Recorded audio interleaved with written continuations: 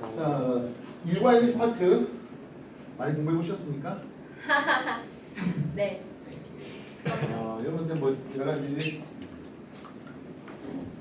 스페인드 문제도 있을 것이겠고, 뭐 조금 문제 뽑아드린 거, 수능 특강 뭐 이런 것들 뽑아드린 거 문제들 그래서 많이 해보셔야 됩니다. 알겠습니까? 자, 오늘은 페이지 146페이지 제목이 뭐 이름 뭐지? 케플러 법칙과 만료이죠. 케플러 법칙은 우리가 지구과학에서도 공부가 되어야 하는 내용입니다. 결국에 한번 공부해가지고 안 된다. 두 과목에서 먹으니까 정말 좋아요. 보세요. 먼저 케플러를 하기에 앞서서 케플러의 스승이라면 조금 이상하고 티코 브라이라는 사람을 소개하겠습니다.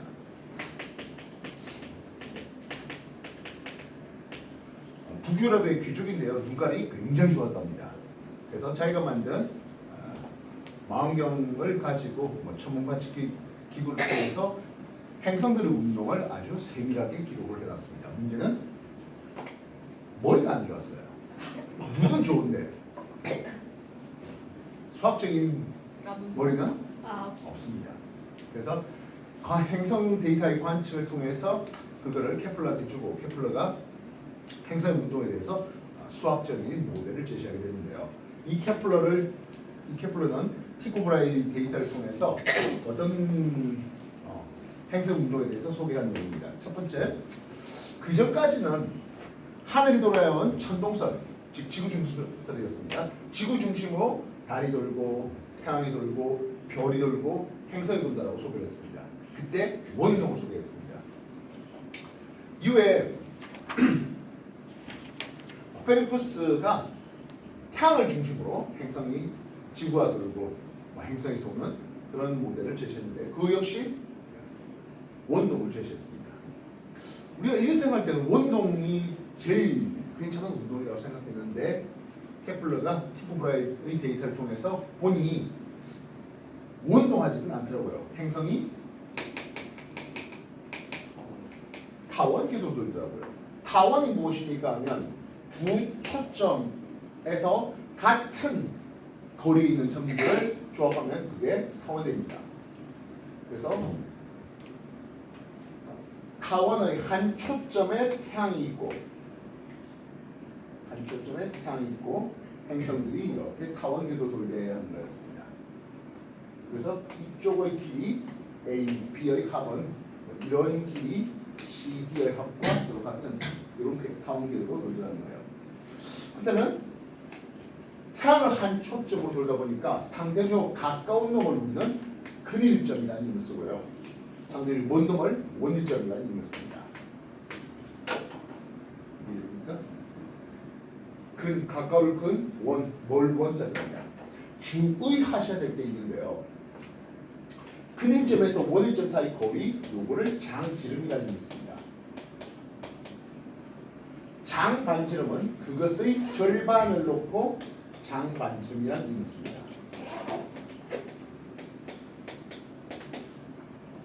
그래서 장반지름, 요게 장반지름 됩니다. 그러면 짧은 단반지름은 요 놈이라고 쓸 수 있는 거예요. 보통 장반지름을 수학에선 A로, 단반지름을 수학에선 B로 표현합니다. 알겠습니까? 그럼 이 B는 단지름이에요. 단반지름입니다. 이 B요. 이 B? 네. 예, 반지름 되는데요. 뭐 그런 말은 잘 쓰지도 않죠. 근데 우리 그러면 긴 거에 초점이 맞춰져 있는 거예요? 예? 긴 거에 초점이 맞춰져 있는 거예요? 지름. 예, 요 장반지름이 좀 이따가 케플러 제3법칙에 중요하게 소개되는 거야. B는 반지름 이렇게 쓰고 있습니다. 알겠습니까?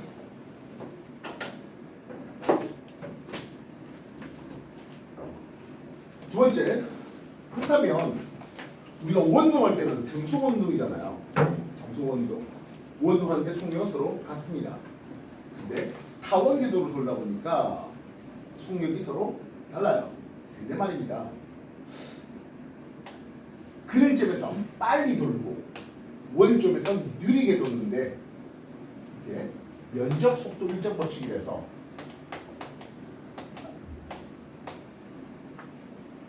그림점에서 같은 시간 동안에 예를 들어서 뭐 일주일이든 한 달이든 쓸고 면적이 있을 것이겠습니다. 요걸 S1이라 할까요? 원일점에서 역시 같은 시간 동안 예를 들어서 한 달 동안 쓸고 면적이 있다면 요거를 S2라고 하면 그 두 개가 같은 시간 동안 쓸고 한 면적이 서로 같다는 게 면적 속도 일정 법칙입니다. 그래서 태양에 가까이 올 때는 빨리 돌고 태양이 멀리 돌 때는 느리게 도는 이 과정을 보겠다는 게 면적 속도 일정 법칙이라고요. 이것은 케플러는 수학적인 머리는 참 좋았습니다. 이제 타원이네, 타원의 성질을 잘 알고 있었던 그런 사람이 되겠고, 그리고 각 행성들의 위치를 제시를 하면서 한 달 동안 행성이 태양 주변에 쓰고 한 이 면적이 서로 같네, 이런 데이터도 얻어냈습니다. 심지어 그렇다면 이 행성이 여러 개의 행성이 돌면서 태양 주위를 돌 때 걸리는 주기와 장 반지름과의 관계를 알아냈습니다. 그걸 우리는 조화 법칙이라는 걸 쓰는데요. 이 조화 법칙은 물리에도 그리고 지구학에도 굉장히 많이 써먹게 됩니다. 주기의 제곱과 장반지름의 삼승이 비례한다는 조화 법칙을 알아내게 됩니다. 물리에서는 주기를 T라고 쓰고요. 물리에서는 장반지름을 R로 쓰고 있습니다. 이해되네요. 지구과학에서는 주기를 P로 쓰고 있고요. 장반지름을 A 이렇게 쓰고 있습니다. 뭐 어차피 그게 됩니다. T 주기, R 장반지름, 알겠습니까? 여기서 말하는 장반지름은 바로 요 장반지름을 얘기합니다. 주의해야 될 거, 절대로 태양에서 원점까지 거리를 장반지로 삼으면 안 돼요. 그렇습니까? 단 근일점, 원점 사이의 가장 긴 요거를 장지름, 그래서 절반을 장반지름이라고 했습니다. 알겠어? 그러다 보니까 정수 단위로 나올 만한 게 뭐 없어요. 이렇게 없어요. 정수 단위로 나올 게. 지구였다면 1년의 제곱과 장반경 1AU. 1AU는 지구 태양 사이 거리 1억 5천만 킬로미터 얘기합니다. 이것의 삼승이 비례대조 하겠습니다. 정수 단위 똑같. 1AU의 삼승. 그냥 비례상수 케이스면 돼요. 비례상수 케이스면 돼요. 같다고. 예. 아, 비례상수 케이스면 돼요. 네. 그렇다면 정수단위 떨어질 게 뭐 있습니까 하면 4AU의 삼승하면 4의 삼승 64입니다. 8년짜리의 제곱이 나오게 됩니다. 그래서 또 하나 29AU의 삼승하면 27년의 제곱만큼 나오게 됩니다.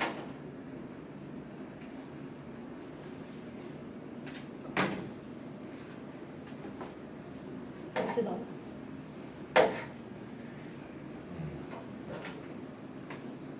4의 삼승 그리고 8년의 제곱짜리가 있겠고요. 9AU의 삼승이면 27년의 제곱입니다. 이해됐어요?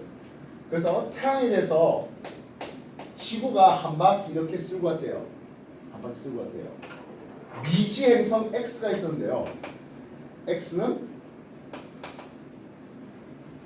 요만큼 쓰고 왔는데 전체 면적의 8분의 1을 친대. 지구가 한 바퀴 돌 때 전체 면적의 8분의 1을 돌았대. 그 위에는 8년 돌면 한 바퀴 다 돌렸다는 뜻이죠. 그러면 요 장지름이 4AU짜리잖아라고 쓸 수 있는 거예요. 이해됐어? 지구가 한 바퀴 돌아올 동안에 요 미지행성은 전체 이 면적의 8분의 1을 쓰고 왔다. 그러니까 8년 동안 하면 한 바퀴 돈다. 8년의 주기를 가진다. 4AU의 장지름을 가진다. 이렇게 표현할 수 있는 거예요.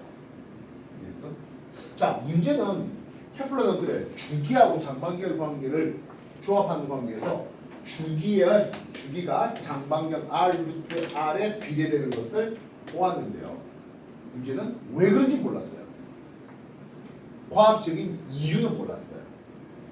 수학적으로 장반경의 R루트 R만큼의 주기가 비례돼. 주기 제곱이 장반경의 3승에 비례돼까지는 알았는데 왜 그런지 몰랐어요.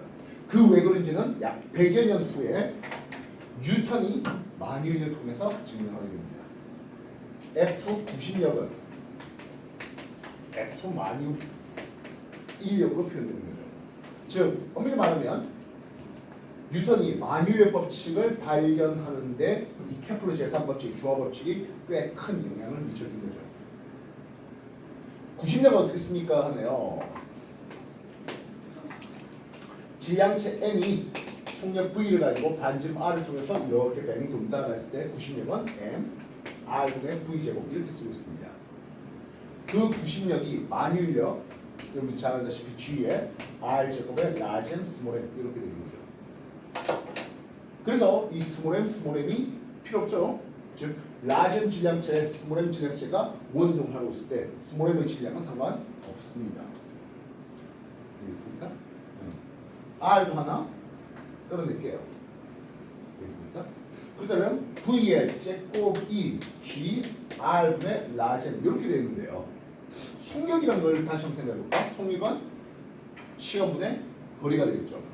시간 한 주기분의 거리 R 2파이 R 한 주기 동안에 2파이 R이라는 방향은 원을 갖다라는 것에 제곱되는 거죠. 그래서 주기 T의 제곱과 장반경 R, 요게 R이 있고 요게 R의 제곱이 있네요. T 제곱 올라가고 R 3승 되는 이런 방식을 보여줍니다. 이해했습니까?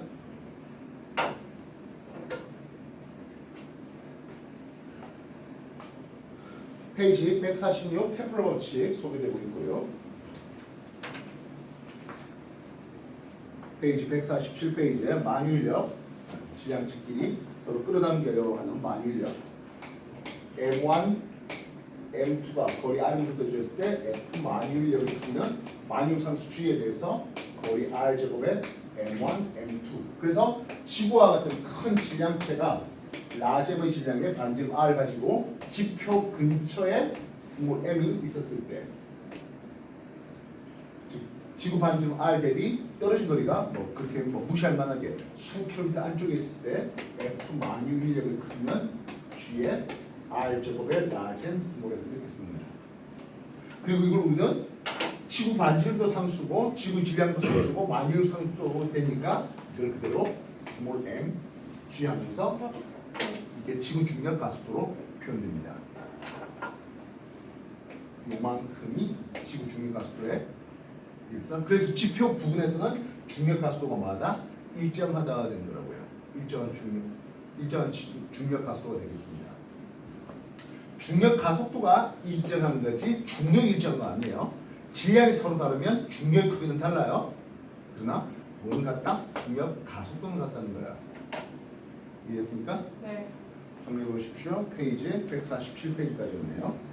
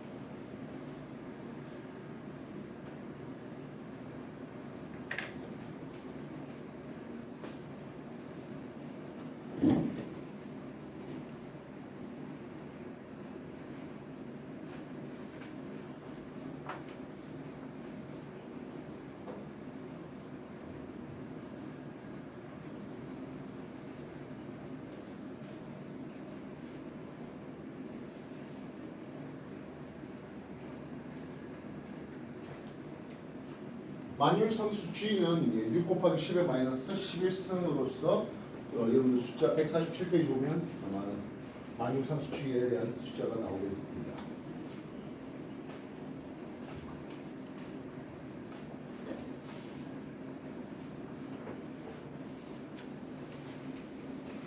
만열 상수 G가 계산된다는 것은 지구 반경 6,400km 이거 알고 그럼 지구 질량에 대한 정보도 나올 수 있겠죠. 그 말은 또 다른 행성에 갔는데 막 아니면 꼭 행성이 아닐 필요도 있죠.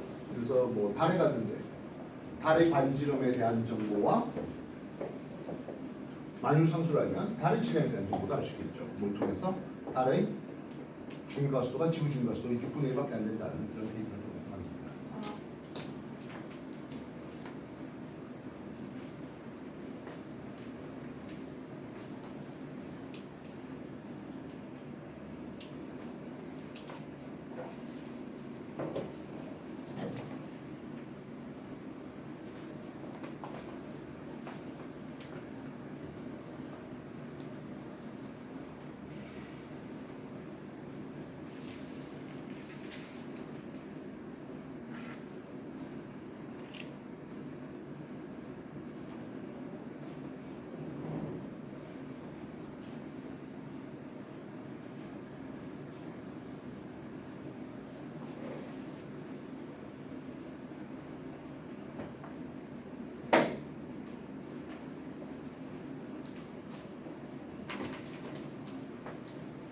자, 우리가 반지름 R을 가지고 속력 V로 뱅글뱅글 보내요. 등속 원운동을 시키려고 합니다. 원동, 등속 원동, 등속 원동은 등속 운동이다. OX 아니죠. 등속 원동은 가속 운동입니다. 등속 운동이라는 것은 등속 직선 운동만 얘기하는 거예요. 등속 원동은 가속도 운동입니다.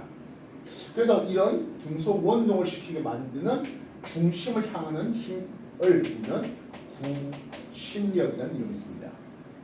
구심력과 관성력의 관계에 있는 게 원심력이에요. 원심력은 우리가 오히려 더 익숙하게 쓰는 말이죠. 구심력보다는 말입니다. 원심력 어디다 씁니까? 원심 분리기라든지 그지? 이런 것들 하면서 많이 쓰던 용어들입니다. 근데 원심력은 관성력이에요. 관성력은 과거 여러분들 급출발되고 뒤로 훅 쏠리게 만드는 그런 것들은 가속 좌표에 있는 사람 또는 뭐 물체가 느끼는 과성적인 힘이었습니다. 실제로 내 머리를 누가 뒤로 밀는 건 아니잖아요. 원동 왱할 때 뒤로 확 쏠리게 만드는 바깥으로 향하는 그런 느낌이 납니다만은 손 때문에 실제로 어땠어? 접선 방향으로 날아간다 했잖아요. 뒤로 쏠리는 건 아니라 했습니다. 어쨌든 구심력의 크기는 했는데요. 뉴턴이 실험을 해보니까 F 구심력의 크기는 질량에 비례하고 반지름의 반비례하며 그 속력의 제곱에 비례하는 것이 구심력이었고 실에 매달아서 돌을 뱅글뱅글 돌리면 실의 장력이 구심력으로 원자핵 주변에 전자가 돌면 전기력이 구심력으로 지구 주위에 인공위성이 돌면 만유인력이 그 구심력으로 동작되는 걸 보았습니다. 만유인력 어떻게 쓰더라고? G에 R제곱에 라진 스몰 이렇게 쓰더라고요. 그래서 구심력이 무엇으로 되는지 만유인력이 되는지 장력이 되는지 이런 것들 글자 하나 써놓고 입공을 해달라는 게 오늘 수업 내용의 하이라이트입니다. 알겠습니까? 구심력 F 이꼴 MA 쓸 수 있겠죠. 이 A를 우리는 구심 가속도라는 이름을 씁니다. 구심 가속도는 F 이꼴 MA, 구심 가속도 A는 R분의 V제곱 이렇게 쓸 수 있습니다. 이해됐습니까? 되겠나요? 자, 그러면 반지름 R에 속력 V로 도는데 반지름이 2배 된다면 하겠어요. 2배 된다면 내가 회전축, 이동축으로 이렇게 도는데 내 손목 부분이 돌아가는 속력과 손끝 부분이 돌아가는 속력을 비교하면 누가 더 빠를까요? 손끝이 빠르죠. 똑같이 움직였잖아. 90도 움직였으면 얘는 이렇게 가는 거고 손끝은 이만큼 가는 거야. 네. 이해했어? 네.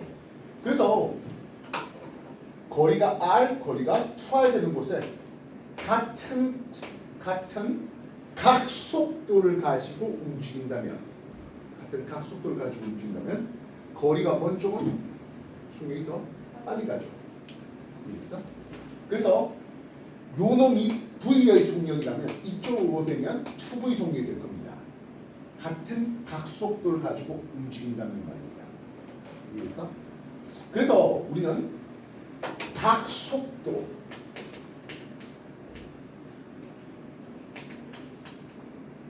오메가라는 기호를 씁니다. 우리가 속력 V는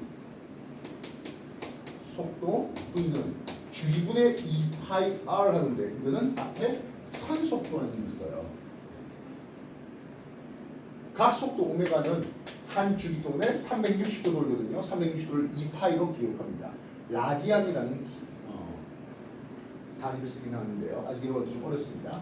그렇다면 이 각속도하고 선속도는 어떤 관계 있을까요?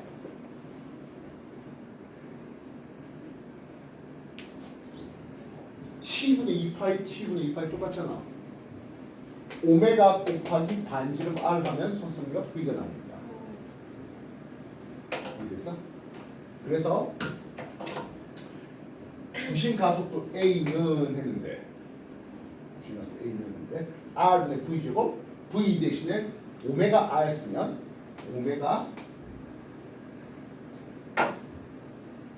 V에 제곱하면 오메가 제곱 R이 되니까 오메가 제곱 R 이렇게 쓸 수도 있겠죠. 알겠습니까? 그래서 구심력은 M R분의 V 제곱을 쓰기도 하지만 M R 오메가 제곱 이렇게 쓰기도 합니다. 구심력은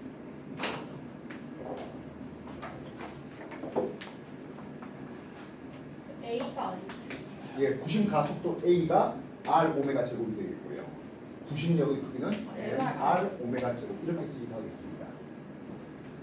다만 지금 당장 여러분한테 뭐 일하면서 오메가를 쓸 일은 극히 없을 겁니다. 알겠습니까? 오메가가 뭡니까? 각속도 오메가가 되겠고 이 각속도 오메가는 R분의 V로 쓰기도 하겠다는 거죠. 속력 V가 오메가 R로 되는 이런 관계죠. 그래서 정리해 주십시오.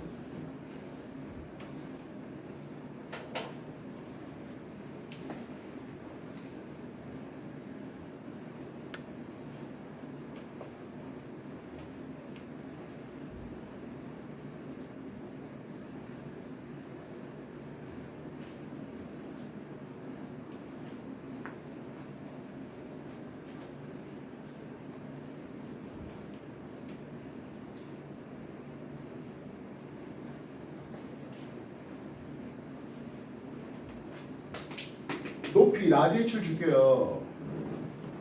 높이 라지 H에서 가만히 놔뒀습니다. 바닥에 떨어지는데 걸린 시간은 어떻게 될 것 같습니까? 2분의 1 GT의 제곱이 라지 H 나오죠. 그래서 낙하 높이 H가 있고 자유낙하 시키면 낙하하는데 걸린 시간 T는 2H를 G로 나누고 루트 쓰면 됩니다.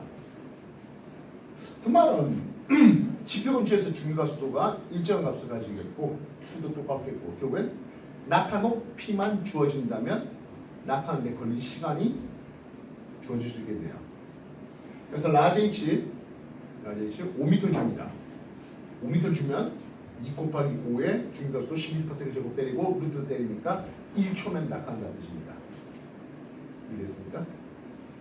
그러면 요 라지 H가 아까 5m면 낙하 시간은 1초 걸린다고 했는데요.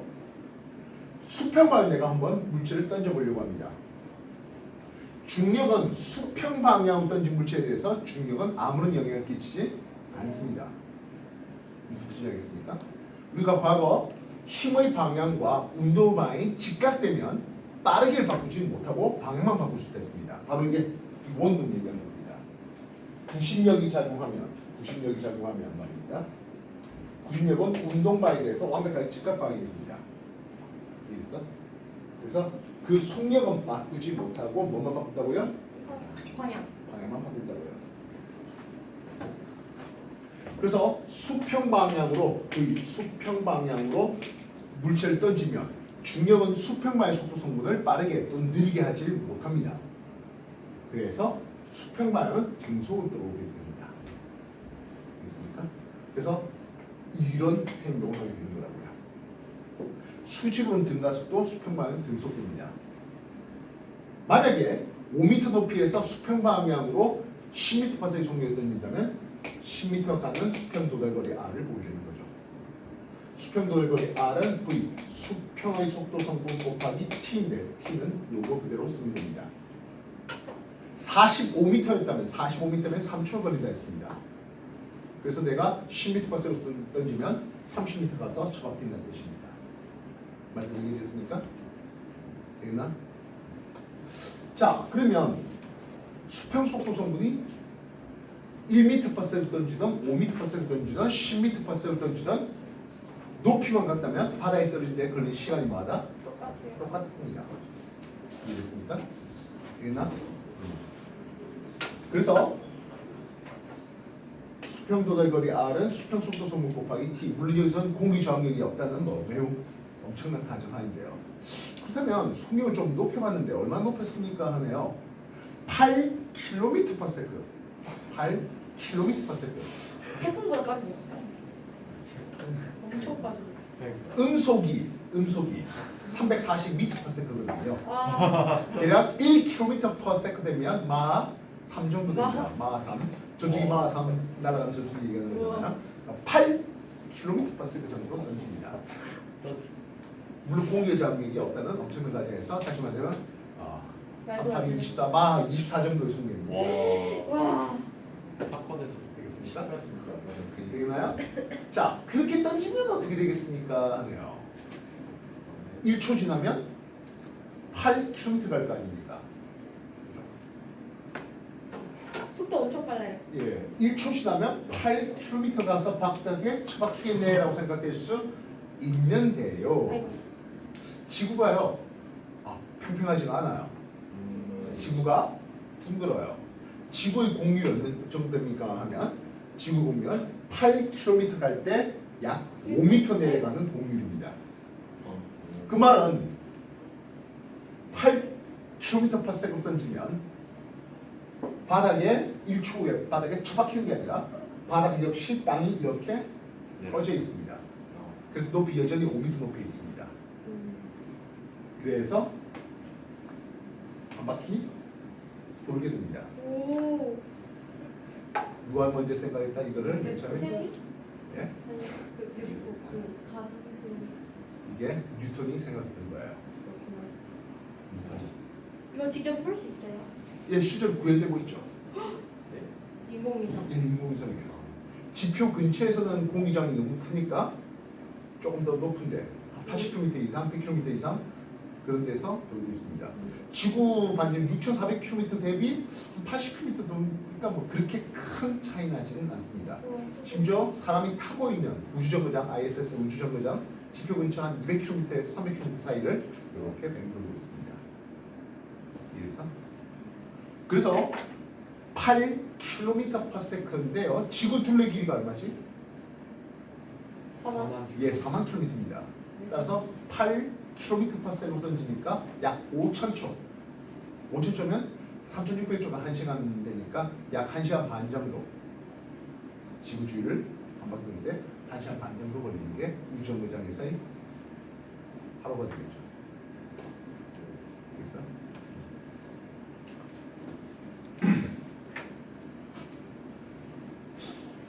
그래서 얼마의 속력을 던집니까? 그 말은 8km/s인데요. 이 숫자가 어떻게 해서 나오는지 한번 봅시다.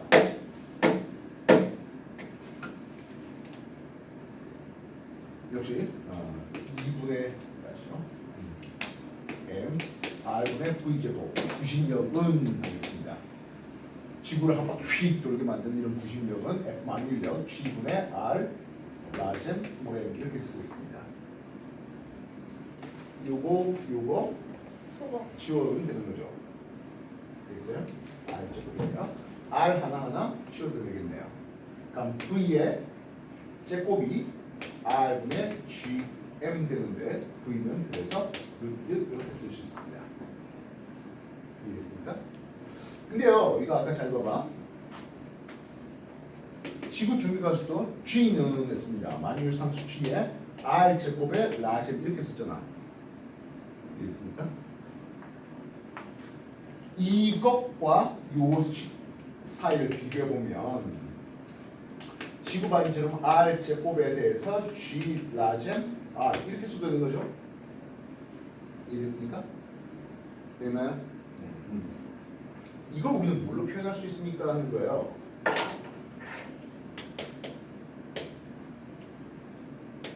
지구 중에서도 G를 쓸 수 있죠. 뒤에 반지름 R도 쓸 수 있겠네요.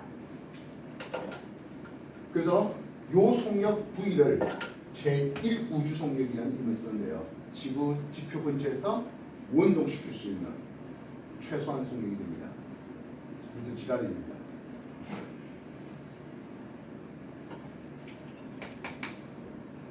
G 10m/s 제곱 쓰고 있습니다. 그렇죠? 네. 지구 반지름 6,400km인데요. 킬로미터를 미터로 고치면 곱하기 10의 3승 이렇게 쓸 수 있겠죠. 이해됐습니까? 되겠나? 네.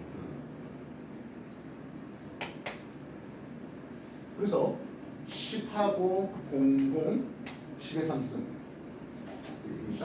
10의 6승이죠. 루트 풀면 10의 3승 미터 퍼 세컨가 됩니다. 64요. 루트 풀면 8가 됩니다. 10의 3승을 k로 고쳐도 될 것 같네요.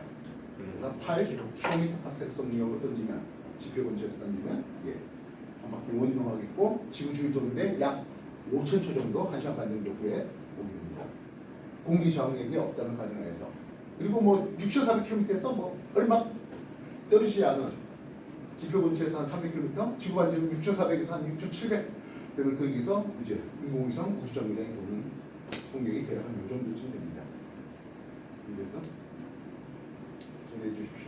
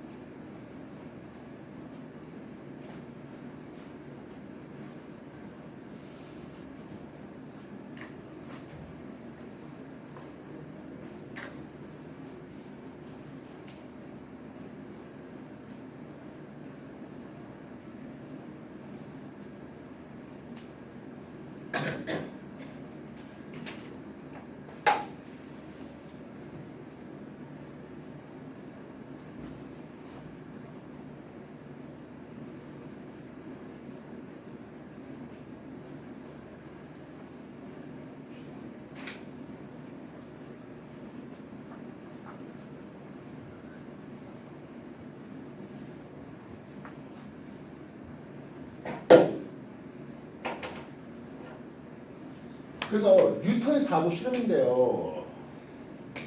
이런 데서 대포를 한번 뻥 쌌네요. 느린 속력 1이었습니다. 빠른 속력이네요.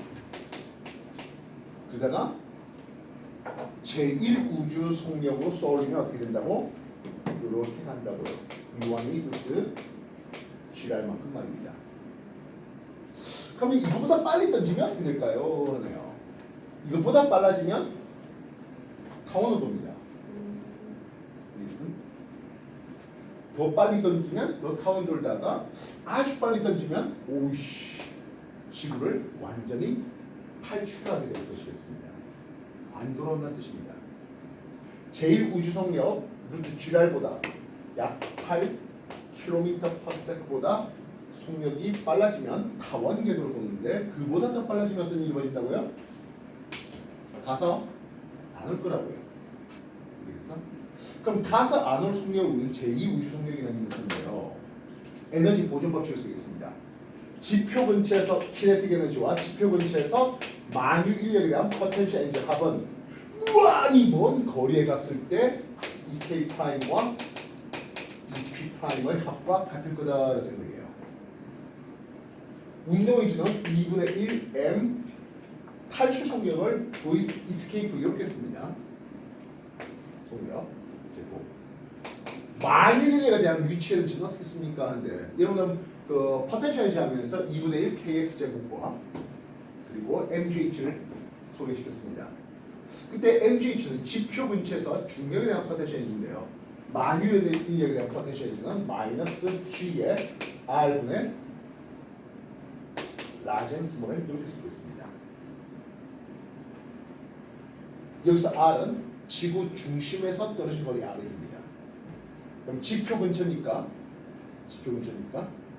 요 반지름 r이 라지 r 되겠죠. 그러면 무한히 먼 거리니까 가면 속력이 느려질 거잖아요. 속력이 느려진다, 운동이 제로가 되겠고 이 r이 무한대가 되다 보니까 모두 제로가 됩니다. 네. 그래서 탈출 속력, 제2 우주 속력이라고 불러주는데요. V2라 썼던 V 이스케이프 속력을 던졌습니다. 그럼 이 V 이스케이프 속력은 어느 정도가 되겠습니까? 라고 한다면 무한히 먼 거리에서 만유의 포텐셜 에너지도 운동에서도 없는 이런 상황이 될 정도로 던지면 되거든 하겠습니다. 그럼 이걸 제로로 삼게 하면은 2분의 1 m v 이스케이프의 제곱은 g의 r분의 라지 m 스몰 m 됩니다. 역시 스몰 m의 질량은 상관없네요. 됐습니까? v 이스케이프는 2 G 라지 m R분의 요렇게 쓰게 됩니다. 이 파트를 어디서 본 것 같습니다. 위반이죠. 그래서 투지라 쓰면 됩니다. 제2우주 속력의 약 루트 200 11.2 km/s 정도의 속력이면 지구를 떠날 수가 있습니다. V2 escape 루트 투지라 쓰면 된다고요.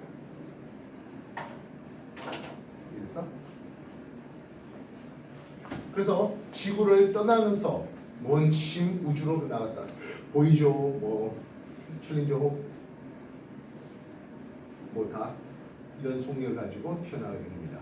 처음부터 바로 저 속력에 도달하기는 어려우니까 계속 엔진 분사해서 속력을 높이고 해가지고 저 속력에 가면 이제 지구를 완전히 떠나버릴 수 있습니다. 알겠습니까?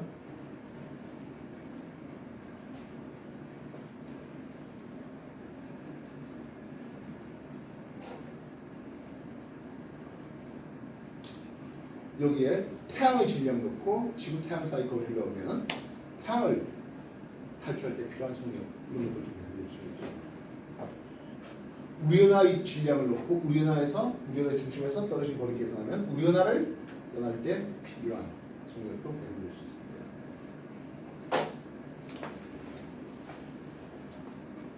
됐어요? 정해 주십시오.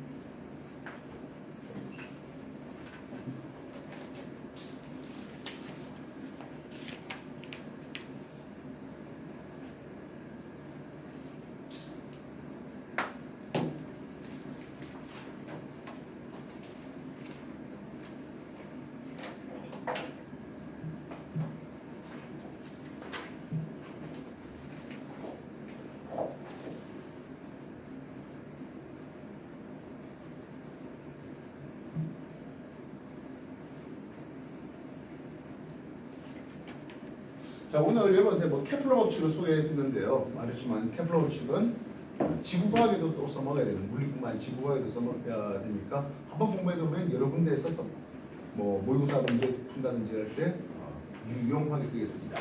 특히 케플러 제3법칙 뭐다? 주화법칙인데요. 주기 제곱과 장방경 R의 3승이 비례되거든 하겠습니다.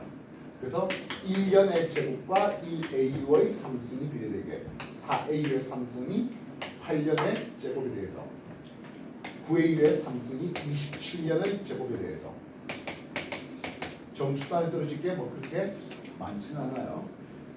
이해됐어? 정리해 보십시오. 좀 이따가 뭐 문제 풀라고 시킬게요.